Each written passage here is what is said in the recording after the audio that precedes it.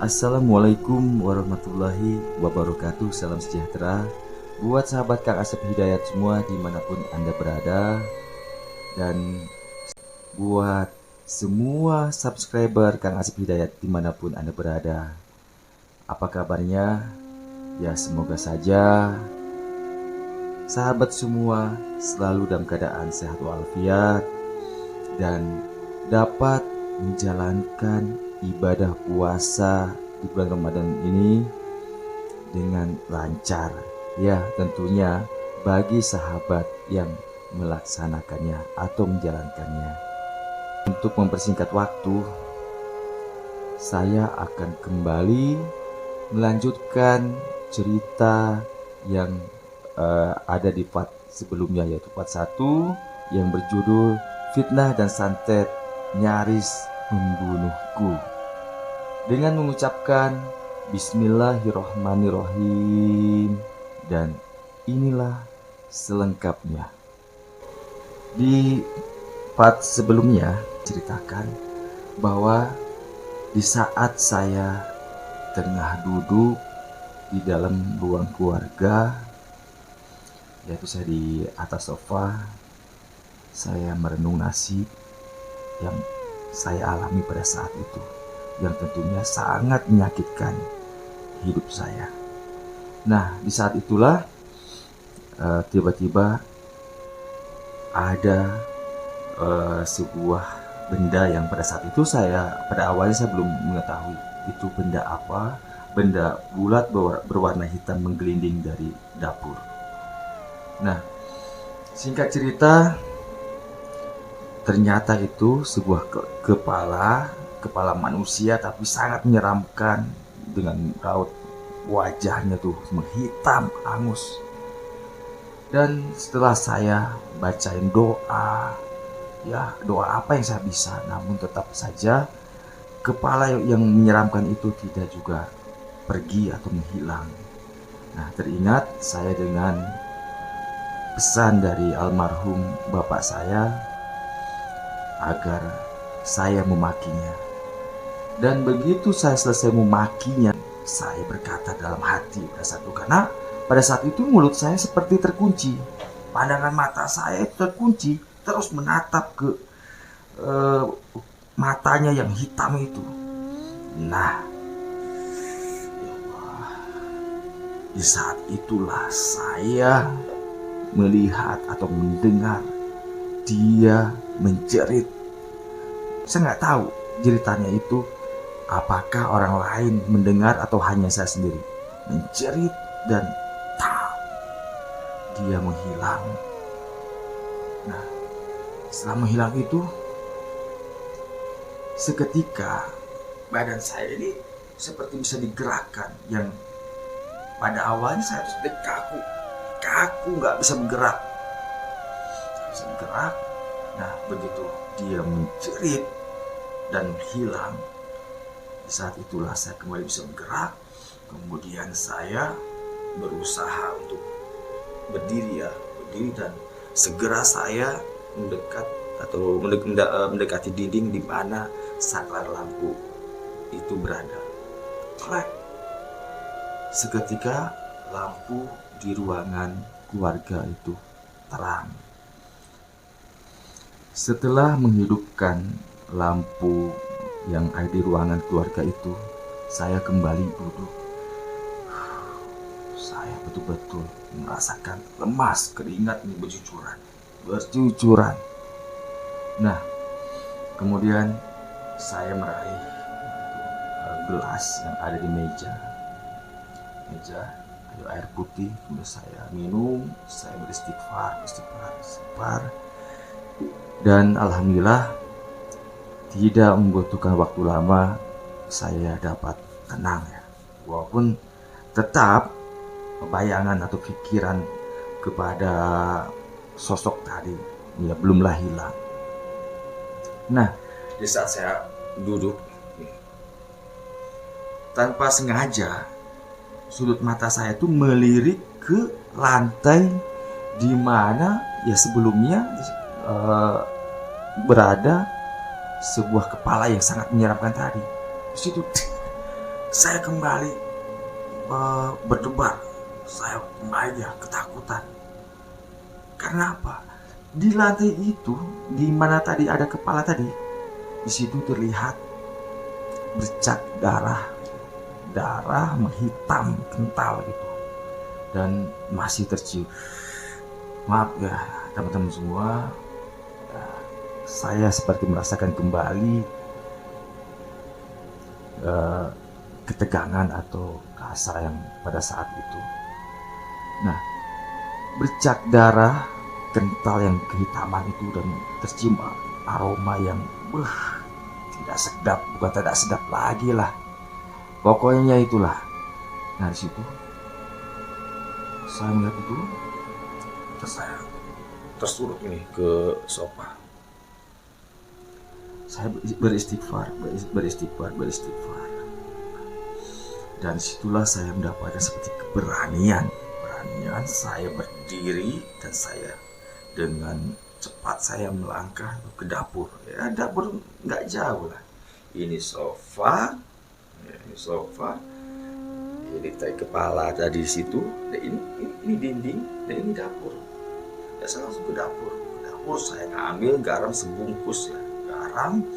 Nah, disitulah garam itu saya taburkan ke bercak darah itu.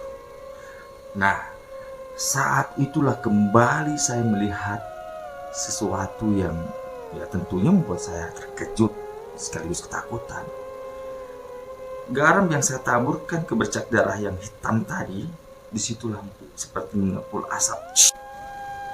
Dan asap itu tentunya seakan memenuhi ruangan keluarga yang sempit itu. Di situ saya rasa sakit kepala saya, mencium bau yang menyengat itu. Tapi saya tetap beristighfar. Allahu Akbar. Itu aja yang saya lakukan pada saat itu.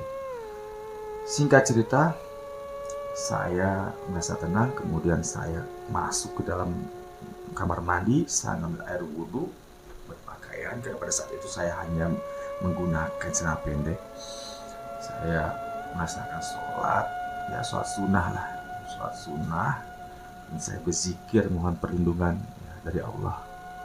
Dan setelah selesai saya berzikir, kembali saya masuk kamar dan saya berusaha untuk tidur. Dan alhamdulillah malam itu saya dapat melewati dengan baik. Keesokan harinya saya libur. Kebetulan ya kan itu pas malam itu kan malam Jumat malam Sabtu ya. Jumat malam Sabtu otomatis esok paginya itu hari Sabtu saya tidak ada kegiatan karena pada saat itu juga saya belum menghadap ke kesatuan yang baru. Jadi rencana saya menghadap ke kesatuan itu hari Seninnya. Jadi ada beberapa hari saya untuk persiapan diri di rumah tersebut. Nah, esokan harinya saya kembali bersih-bersih rumah. Kemudian saya pergi belanja ke toko. Ya, saya beli perabotan kulkas, ya barang-barang lah yang menyangkut kebutuhan saya. Nah, selepas dari belanja, bersih rumah, belanja, saya susun di dalam rumah. Jam 4, kira-kira jam setengah 4 sore itu terdengar azan sholat asar. Kemudian saya berganti pakaian. Ya seperti biasa saya menggunakan jubah berkopiah. Saya pergi ke masjid untuk sholat berjamaah di masjid. Singkat cerita, sepulang saya sholat berjamaah pada sholat asar di masjid, saya kembali.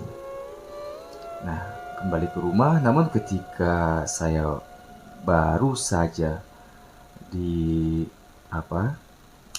depan rumah, tiba-tiba saja baru pulang dari masjid Pak Haji.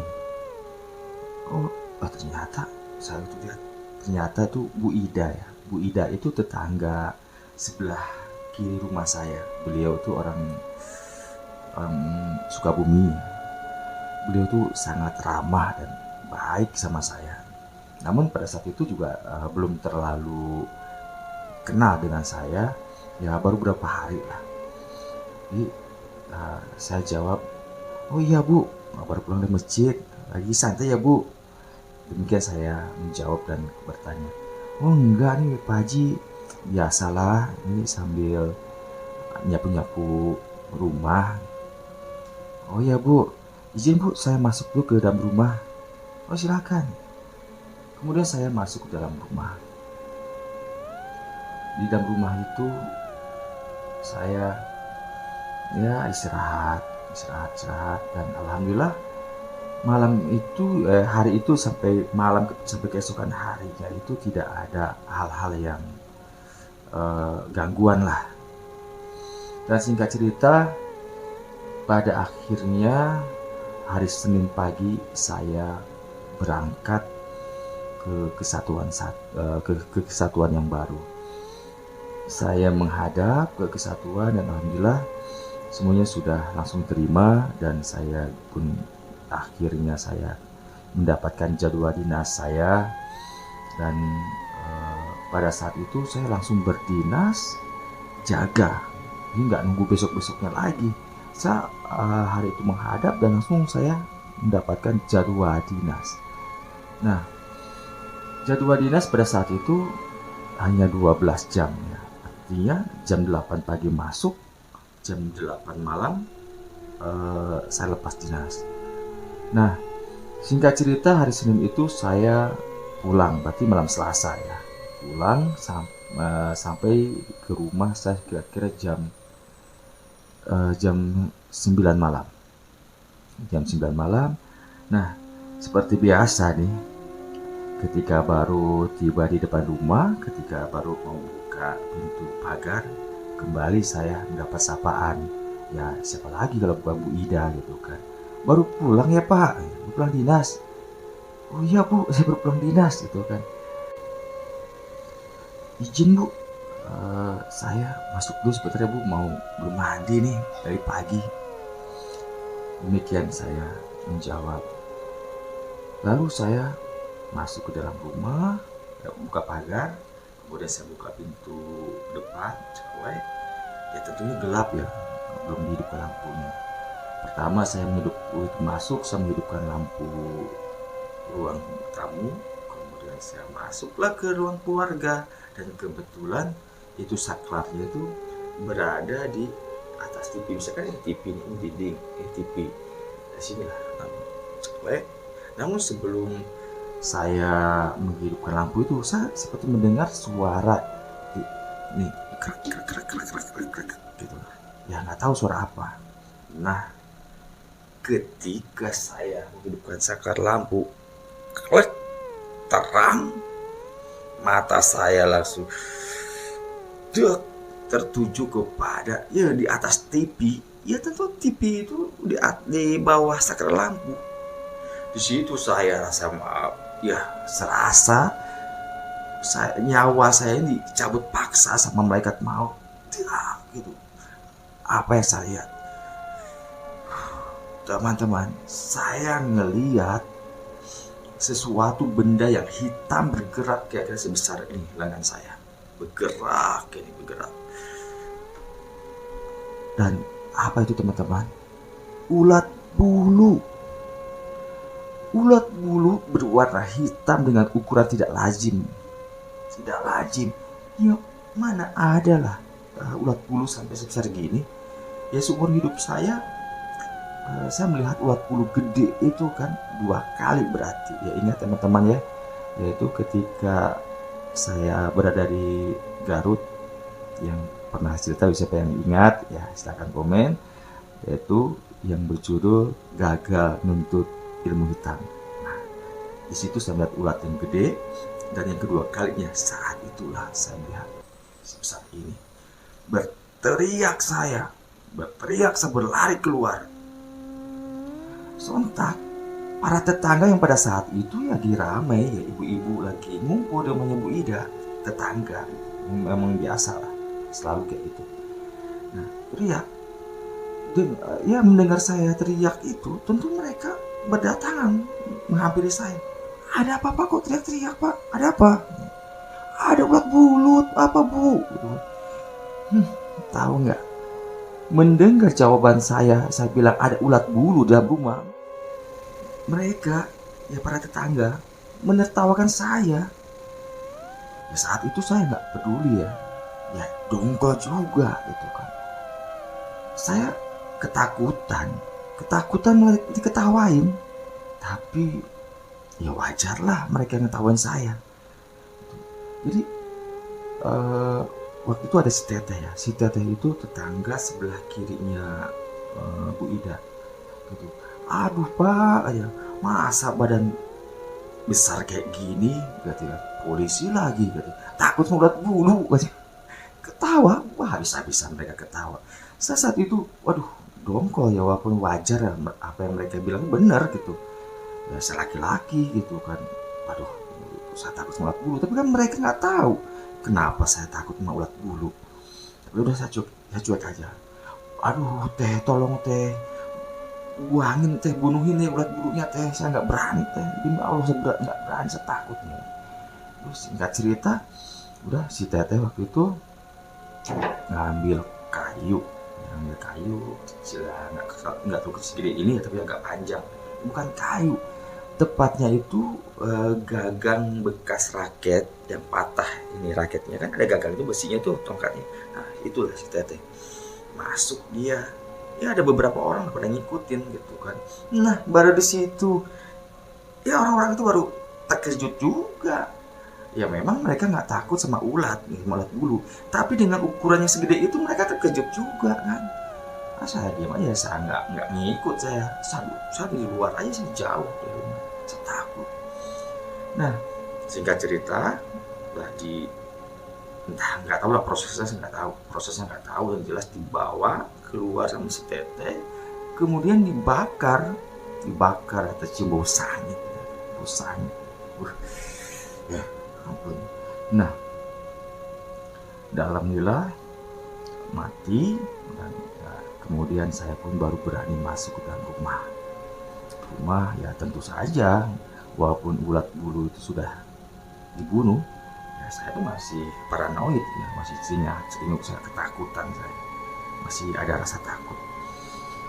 Nah ya singkat cerita, setelah mandi, ya aku ini saya mandi, kemudian saya istirahat ya. Namun saya sempat saya minum kopi dan saya nonton TV, dan pada akhirnya ya TV itulah yang nonton saya, atau alias saya tidur. Kemudian besok paginya saya terbangun, dan jadwal dinas saya itu 12 jam. Misalkan 12 jam saya dinas, siang, pagi sampai sore ke malam. Nah sampai jam 8 malam itu saya lepas dinas. Nah besok paginya itu saya cadangan, dan saya kembali dinas malam nantinya. Nah seperti itu. Nah berarti saya pagi itu saya cadangan. Nah, jadi saya nggak masuk kantor, dan saya gunakan untuk istirahat, karena untuk mempersiapkan diri nanti malam saya berdinas piket. Nah singkat cerita, sore itu kira-kira jam, ya seperti biasa, pulang dari masjid melaksanakan sholat fardu asar, saya kembali ke rumah. Namun saat itu saya tidak langsung masuk kamar, nggak masuk kamar, saya masuk ke rumah, saya bikin kopi, kemudian saya duduk di teras seperti biasa. Saya pagar itu nggak pernah saya kunci, nggak pernah saya gembok, karena itu tadi saya hidup sendiri. Kalau semua saya kunci, andai terjadi apa-apa sama saya, orang akan sulit menolong saya. Itu pikiran saya.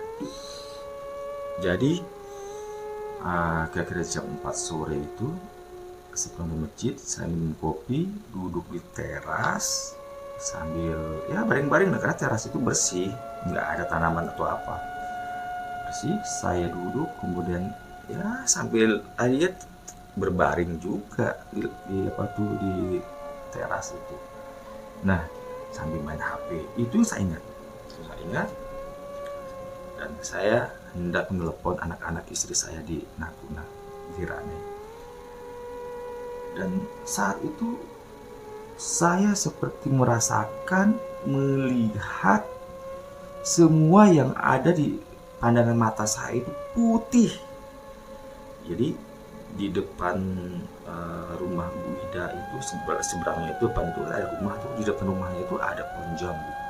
Nah, saya lihat itu pohon sedaun-daun itu warna putih semuanya, putih semua. Nah, di saat itu seperti ada 2 orang bapak-bapak, saya nggak sempat melihat jelas, cuma karena udah mulai kabur pandangan saya tuh. Mereka berdua tuh tersenyum, dan saat itu saya langsung nggak ingat apa-apa lagi. Nah, tiba-tiba di dalam kegelapan, entah saat itu kedua mata saya tengah terpejam, namun samar terdengar oleh saya ada suara tangisan seorang itu. Ada beberapa orang lah suara menangis, dan saya juga mendengar ada beberapa orang yang tengah membaca surah Yasin ya, yang saya ingat yaitu ayat terakhir kalau nggak salah. Inna ma'amruhu iza rodasari anyakum yakum. Nah, itulah kira-kira seperti itu. Nah, saya membuka kedua mata saya dan astagfirullahaladzim. Begitu kedua mata saya terbuka atau saya buka, saya terkejut. Ya kenapa nggak? Saya nggak terkejut. Saya saat itu tengah terbaring di tengah rumah atau di tengah ruang keluarga, dikelilingi ramai orang. Dan saya kenal. Di situ ada Bu Ida, ada si Tete, dan beberapa tetangga yang lainnya tengah menangis ya. Udah ada Pak Ustadz. Di situ saya bingung. Nah, di saat saya itu terjaga gitu kan, Bu Ida tuh berteriak sambil menangis, aduh, Pak Haji udah sadar ya, Pak Haji udah sadar. Ya, saya bingung. Ya, beliau mengatakan Pak Haji sudah sadar. Ya, kebetulan para warga di sana tuh memanggil saya tuh Pak Haji gitu. Nah, saya diam. Kemudian saya bangun. Bangun tuh tiba-tiba Pak Ustadz masjid di mana ya saya sholat itu memeluk saya sambil menangis juga, memeluk saya. Alhamdulillah ya Allah, katanya. Akhirnya Pak Haji udah sadar. Ya, saya diam aja. Dan kemudian saya dikasih minum. Dari situ saya baru dibaringkan kembali. Di situ barulah Pak Ustadz itu berbicara kepada saya, begini Pak Haji, tadi selepas maghrib Bu Ida memanggil saya ke masjid dan mengatakan bahwa Pak Haji tidak sadar. Dan saat itu saya langsung datang kemari dan saya lihat memang Pak Haji tidak bernapas lagi. Jadi kami berpikir Pak Haji memang sudah tidak ada lagi. Demikian Pak Ustadz berkata kepada saya dengan ya mungkin rasa tidak enak terhadap saya. Namun di situ Bu Ida langsung menambahkan ucapan Pak Ustadz kira-kira seperti ini. Iya Pak Haji, sore tadi itu kira-kira jam 4 saya kan melihat Pak Haji itu sedang main HP baring-baring di teras. Nah, Tak lama kemudian saya lihat Pak Haji tidur. Ya, pada saat itu saya berpikir ya mungkin Pak Haji memang tertidur. Namun sampai maghrib, azan maghrib di masjid, Pak Haji masih tertidur dan lampu kan masih gelap, belum dihidupin. Nah, disitulah saya mulai merasa risau dan kemudian saya suruh si Ujang membangunkan Pak Haji. Ya, si Ujang itulah adiknya Bu Ida, adik laki-lakinya. Nah, namun si Ujang itu terus menggoyang-goyangkan Bapak, tapi Bapak nggak bangun juga. Nah, langsunglah dan si Ujang tuh ngasih tahu ke saya, dan si Ujang mengatakan kalau badan Pak Haji itu sudah dingin dan nggak bergerak lagi. Tentu saya panik. Kemudian saya berlari, Pak Haji, saya ke masjid sama manggil Pak Ustadz. Nah, itulah Pak. Terus demikian Bu Ida itu menjelaskan kepada saya sambil terus beliau menangis. Saya saat itu hanya diam dan tanpa terasa saya pun ikut menangis ya, walaupun hanya keluar air mata. Saat itu saya hanya membayangkan ya kedua anak dan istri saya, dan saya juga belum menyadari apa sebenarnya yang terjadi sama saya. Nah, kemudian Bu Ida berkata lagi, oh ya Pak Haji, saya minta maaf, tadi waktu Pak Haji tidak sadar, HP Pak Haji bunyi dan saya lihat di situ mama gitu, yang saya angkat. Dan tentunya oh ya ternyata itu mama mertuanya Pak Haji, dan beliau terkejut yang angkat teleponnya saya gitu. Dan ya saya sampaikan kalau Pak Haji tidak sadar dari sore. Nah, kemudian mamanya Pak Haji mengatakan kepada saya, jika Pak Haji masih belum sadar dan istrinya menelpon, ya jangan diangkat. Itu demikian pesan dari mama mertuanya Pak Haji. Ya, saya pun mohon maaf, saya sudah lancang ya Pak Haji mengangkat teleponnya. Saya hanya tersenyum dan saya bilang, nggak apa-apa Bu, saya justru mengucapkan banyak terima kasih sama Ibu juga yang lainnya yang sudah begitu peduli terhadap saya. Jujur, saat itu pikiran saya tidak karuan. Dan waktu itu, waktu menunjukkan jam 10 malam dan saya teringat saya ini akan bertugas, itu harus bertugas. Dan begitu teringat, saya langsung saya mau dinas gitu. Namun di situ Pak Ustadz juga para tetangga yang lain menyampaikan, sudahlah Pak, tak usah dulu, bagus Bapak menelpon ke kantor kalau Bapak tidak bisa masuk. Ya saat itu saya bingung ya gimana nggak bingung, karena di kantor posisi saya tuh saya sebagai kajaga. Sebagai kajaga otomatis saya tuh memimpin anggota jaga yang lainnya. Nah, kalau saya nggak masuk dinas dan tidak ada laporan atau memberitahukan, lalu bagaimana di kantor? Kemudian ya saya mengambil ponsel saya teleponlah anggota atau teman saya berjaga, berdinas. Ya, saya sampaikan bahwa saya sakit, dan alhamdulillah rekan saya pun bisa memahaminya. Singkat cerita, malam itu saya ditemani oleh para warga tetangga sekitar rumah saya, dan ibu-ibunya sebelum mereka pulang, terlebih dahulu mereka tuh ada yang membawakan makanan, membuatkan teh atau kopi di rumah, mungkin untuk menemani saya, para tetangga yang menemani saya.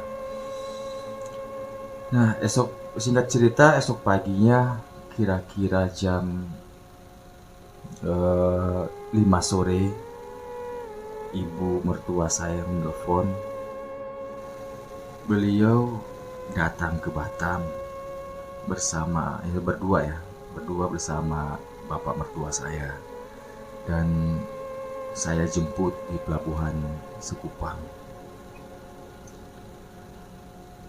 Begitu setibanya di rumah, mama mertua saya langsung memeluk saya. Beliau menangis. "Kenapa kamu, Nak? Kenapa kamu kok bisa seperti ini?" Mendapat pertanyaan seperti itu, tentunya saya hanya diam.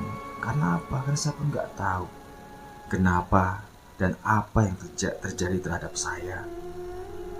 Dan kejadian-kejadian yang tidak logika datang kepada saya akhir-akhir ini juga saya nggak tahu itu apa. Namun beberapa bulan kemudian, kira-kira 6 bulan lah, saya selalu mengalami hal yang sama, yaitu saya tiba-tiba pingsan, tiba-tiba ya saya nggak sadar, lagi bawa mobil saya nggak sadar. Dan pada suatu hari ketika saya sepulang dari dinas, dan kebetulan ada adik leting saya yang rumahnya searah dengan saya. Adik leting saya itu rumahnya di Sekupang, jauh juga dari rumah saya. Jadi saat itu kebetulan saya sudah membeli mobil di Batam, sehingga jadi saya minta tolong sama adik dating bahwa ya udah deh, mobil kamu bawa, kamu pegang, cuma ya berangkat jemput saya dan pulang nanti kamu yang bawa mobil ke rumahmu. Demikian saya bilang sama adik dating. Nah, pada saat itulah sepulang dari kantor, tiba-tiba saya tuh nggak sadar. Nah, kebetulan saya yang bawa mobil. Nah, ini cerita adik dating saya. Di saat saya lagi membawa mobil, nah tiba-tiba saya tuh gini, saya ke setir itu. Tentu saja adik dating saya tuh panik. Bang, bang, bang, bang, bang. Ini cerita dia ya. Dan saya udah nggak sadar. Dengan sigap lah adik dating saya itu mengendalikan mobil dengan handbrake ditarik, dan kemudian setir dia kendalikan. Alhamdulillah tidak terjadi apa-apa dan kami pun selamat. Nah, dan itu disampaikan kepada ibu mertua saya ketika saya sudah sampai di rumah. Singkat cerita, ibu mertua saya selalu menangis. Bahkan bapak mertua saya menangis karena saya. Beliau selalu merisaukan saya. Hingga suatu hari beliau menghubungi keluarganya yang lain, kebetulan di Batam, yang berada di Batam juga. Dan ternyata beliau mencari seorang ustadz ya, untuk mengobati saya.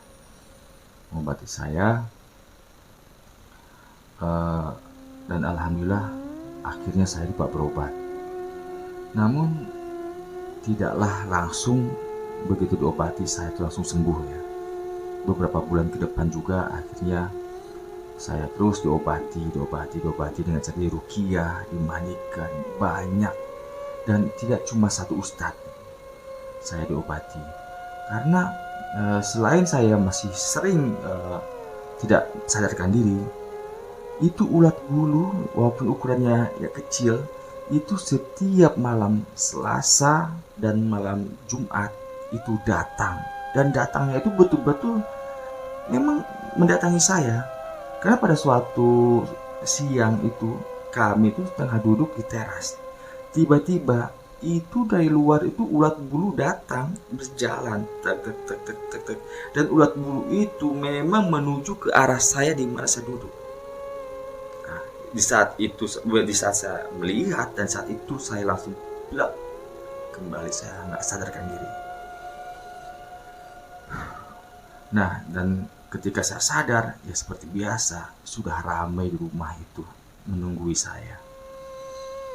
Singkat cerita, ketika suatu hari saya di kantor. Ketika di kantor, tiba-tiba saja ponsel saya berdering. Saya angkat, ternyata itu istri saya. Istri saya yang masih di ranai. Assalamualaikum. Waalaikumsalam. Jadi istri saya itu begitu menjawab salam itu, dia tuh langsung teriak, "Ayah, jawab dengan jujur. Sekarang ayah sakit kan?" Jawab. Saya mendengar teriakan itu, saya terkejut dan saya jawab begini, "Enggak bun, ayah baik-baik aja, ayah sehat saja." "Jangan bohong. Saat ini di depan bunda ada dukun yang mengaku sudah menyantet ayah." Jantung saya tuh,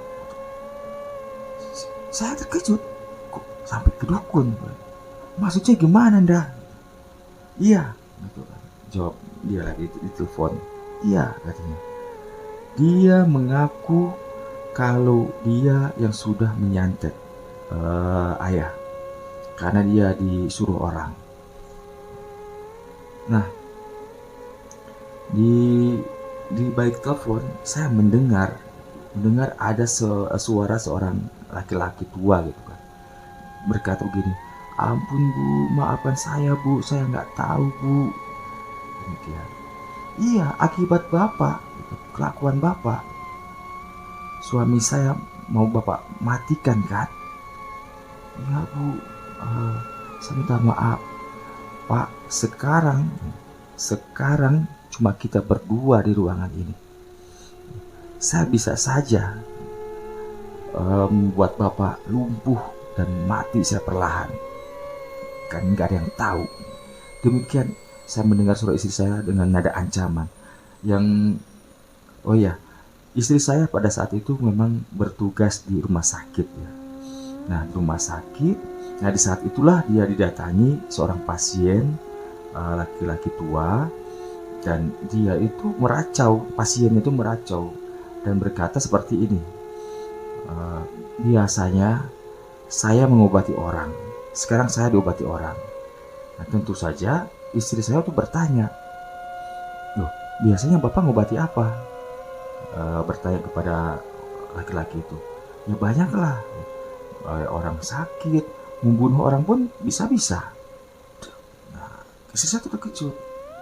Nah, kemudian laki-laki tua itu, kakek-kakek itu berkata lagi, "Kemarin aja belum lama ada orang yang datang suami istri kepada saya, ya minta supaya matilah temannya." Dan kemudian istri saya bertanya, "Emang siapa pak yang mau dimatikan orang itu melalui bapak?" "Dayat." Disitulah istri saya tuh histeris istri saya. Makanya saat itu istri saya menelepon saya dengan cara berteriak, dan akhirnya istri saya mengancam laki-laki itu yang ternyata ya laki-laki tua itu atau kakek-kakek itu seorang dukun ilmu hitam. Nah, lanjut cerita, setelah tahu yang disantet itu suaminya, yaitu saya sendiri, dan saya pun saat itu gemetaran badan saya nggak karuan pikiran saya, dalam hati saya, kenapa orang tega melakukan itu kepada saya? Apa salah saya? Itu yang ada dalam hati saya. Singkat cerita, setelah diancam oleh istri saya, akhirnya dukun itu minta maaf dan berjanji akan mencabut ilmunya yang sudah dikirimkan ke saya, walaupun nyawanya jadi taruhan. Nah, kemudian singkat cerita lagi, seminggu kemudian saya agak enakan. Badan saya tuh agak enakan, dan saya tidak ada pingsan selama 1 minggu itu. Namun saya masih Ada kalanya ya selama 6 bulan saya sakit itu, teman-teman semua, saya punya perilaku yang aneh. Anehnya seperti apa? Anehnya setiap jam 12 malam, teng, saya selalu ingin keluar dari rumah. Saya berjalan, apalagi ketika saya lagi bertugas, lagi piket malam. Saya tuh sampai ke, maaf, di belakang kantor saya itu masih hutan.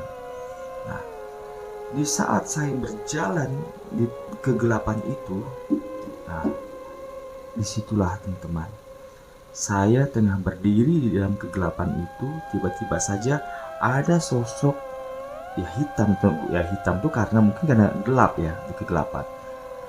Ada sosok yang hitam mendekati saya dan berdiri tepat di mana saya saat itu tengah berdiri. Dan tiba-tiba saja saya mendengar sosok itu berbicara dan ternyata seperti seorang laki-laki. Begini kira-kira, kamu sedang sakit ya? Jantung saya tuh berdetak hebat. Ya gimana ya? Di belakang kantor masih hutan, tapi saya bisa ketemu. Saya yakin itu bukan manusia. Kenapa? Hanya orang yang stres kali ya. Kalau ngapain malam-malam ke tempat seperti itu? Ya saat itu saya berada di situ kan, ya katakan aja saya saat itu juga sedang labil. Nah, saat itu secara spontan saya menjawab, tidak, saya nggak sakit.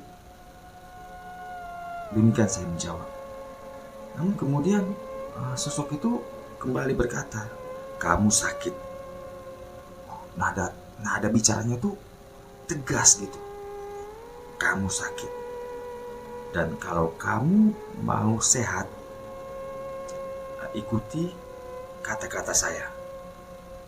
Setiap kamu buang air kecil, buang air kecil, buang air besar, kamu bacakan surat Al-Fatihah 1 kali, Qul a'udzu binnas 1 kali, Alaq 1 kali, ya, kemudian surat Al-Ikhlas, ya, Qul huwallahad 1 kali. Lalu kamu ucapkan kata, keluarlah segala penyakit dari tubuhku, dari setan kembali ke setan, atau dari jin kembali ke jin, dari manusia kembali ke manusia, dari Allah kembali kepada Allah. Demikian dia berkata, namun masih terngiang sampai saat ini. Nah, lalu setelah sosok itu berkata demikian, saya cuma berkata terima kasih. Kemudian dia langsung pergi tanpa pamitan, langsung pergi. Saya pada saat itu ya kembali saya berjalan. Namun tiba-tiba saya memalingkan wajah saya tuh, pada mata saya ke arah berlalunya sosok tadi, dan hilang. Sosok itu tidak nampak lagi. Langsung saya merinding. Pada saat itu di belakang kantor, ya, kantor saya. Nah, begitu saya tidak melihat sosok itu lagi, saya berlari sekencang-kencangnya kembali ke penjagaan. Nah, singkat cerita, ya antara percaya dan nggak percaya, yakin dan nggak yakin, tapi diam-diam saya lakukan, saya coba. Hari pertama, kedua, tidak ada perubahan. Di hari yang ketiga itulah teman-teman, maaf, ketika saya buang air kecil, tiba-tiba saja kok tersendat gitu. Ada sesuatu yang berusaha keluar, maaf ya, dari kemaluan saya. Nah, tentu saya terkejut dan ketakutan, tapi saya ya harus ada sesuatu yang saya lakukan. Kemudian dengan tangan tuh saya ini maaf ya, seperti saya tarik, dan ternyata teman-teman,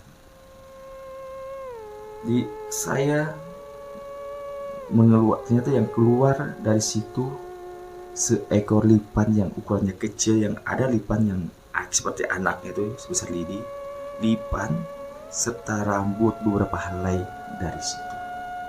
Di situ saya terkejut dan istighfar, astagfirullahaladzim, astagfirullahaladzim.